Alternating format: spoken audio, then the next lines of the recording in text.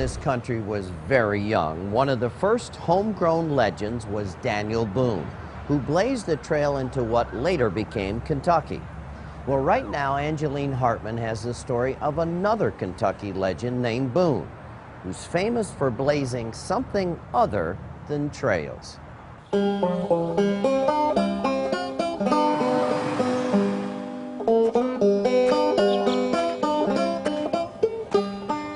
There's been a lot of stuff paid for and bought by moonshine. Have you ever drank any moonshine?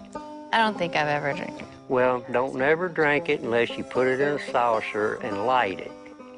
It'll burn real pretty blue. If it don't mess with it because it's poison. In this swath of southwestern Kentucky, they still talk about moonshiners and revenuers. It's almost if each generation's dabbled slightly in the criminal element. Taking with them a deep suspicion of law enforcement and their efforts to control the local vices. Most of those that are involved in marijuana will tell you their great-grandfather was a moonshiner.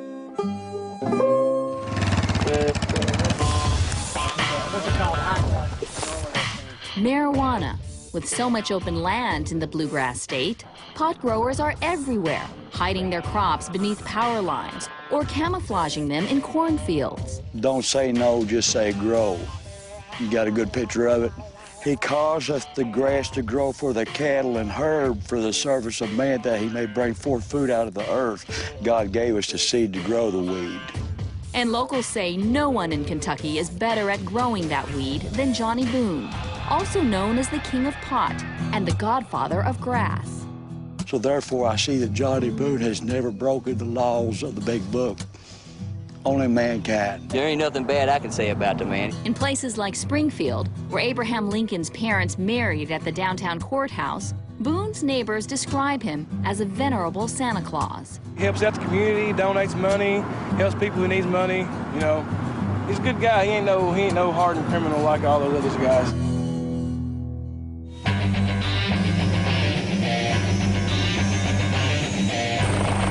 Not according to the troopers who fly all over Kentucky, searching for hidden marijuana crops from the air, then hiking for miles through rough terrain to destroy them.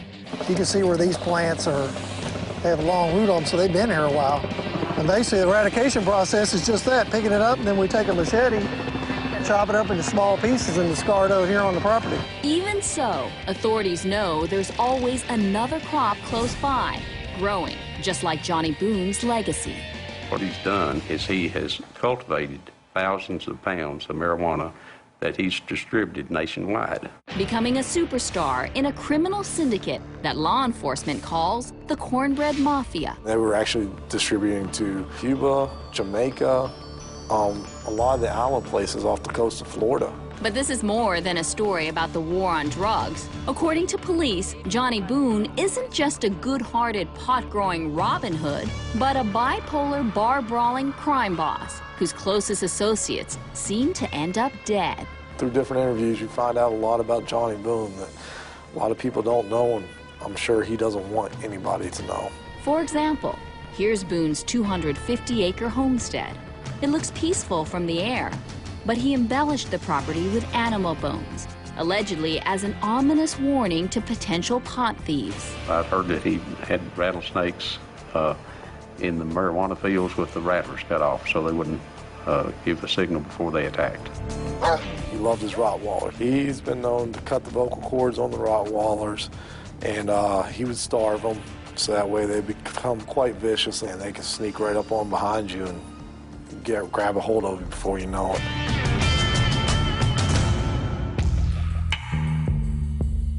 In reality, it's hard to figure out exactly what occurred on the farm, since pot thieves don't talk, and Boone and his admirers claim to live by omerta, the code of silence long invoked by Italian-American mobsters. They don't feed us rat poisons because we're not rats. We won't say nothing on each other. What cops say is Boone imported seeds from as far away as the old Soviet Union and Afghanistan, breeding plants that yielded a more potent high, and transporting his product in ways that were both ingenious and disgusting. Apparently there's a special place you can cut on a cow where you can remove certain chunks of fat. They would tightly wrap the marijuana enclose it inside the cow, sew the cow back up so nobody could see it, and ship the cattle across the United States. In 1981, Boone apparently learned police were planning to raid his property. Cops say he immediately jumped into his pickup and gunned it at a group of officers, leading them on a long chase through Kentucky's back roads.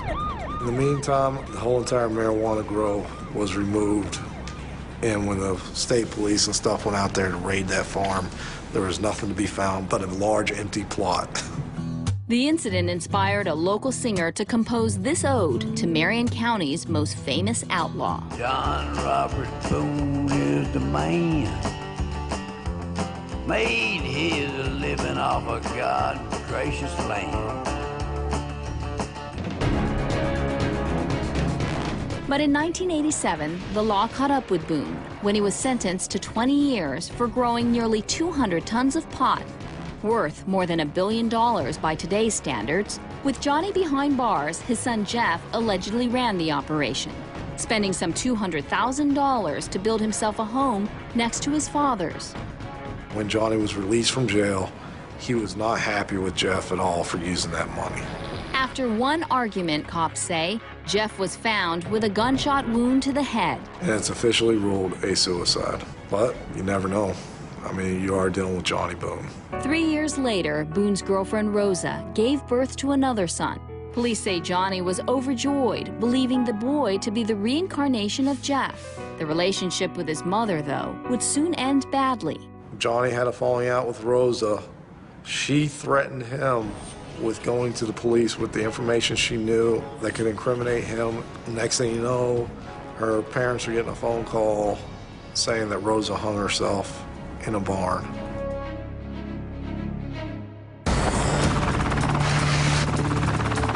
In May 2008, while flying over Boone's property, troopers say they spotted more than 2,000 marijuana plants. Given his past criminal history, Boone was now facing life behind bars.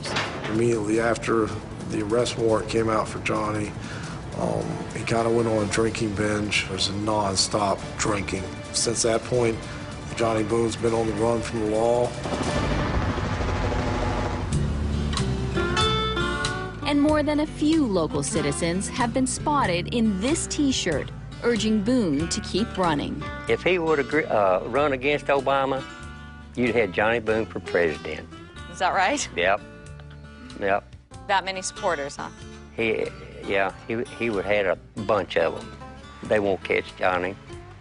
He's got too many friends. I'm being truthful with you. They might as well be looking for a ghost. Of course, Johnny Boone is no ghost. Cops say he's a violent, unpredictable fugitive. Boone is a vegetarian, fond of Native American rituals. He can remain sober for long periods of time, but when he drinks, cops say he's a mean, menacing man. If you know where Johnny Boone is tonight, please call our hotline at 1-800-CRIME-TV. Now, as you heard Angeline say, Boone follows a code of silence used by Italian-American mobsters called omerta. And here in Boone's own flowery handwriting is his interpretation of the code. Right here he writes, always have a clear view of right and wrong, to do right without reserve. Well, what's clear is that Boone doesn't take this very seriously. Now, we know he looks a lot like Santa Claus, but we also know that cops say he's a deadly, ruthless drug lord. They say he's highly intelligent and speaks fluent Spanish. He may own an airplane as well as property in Belize. So if you know where he's hiding, please don't be afraid to come forward.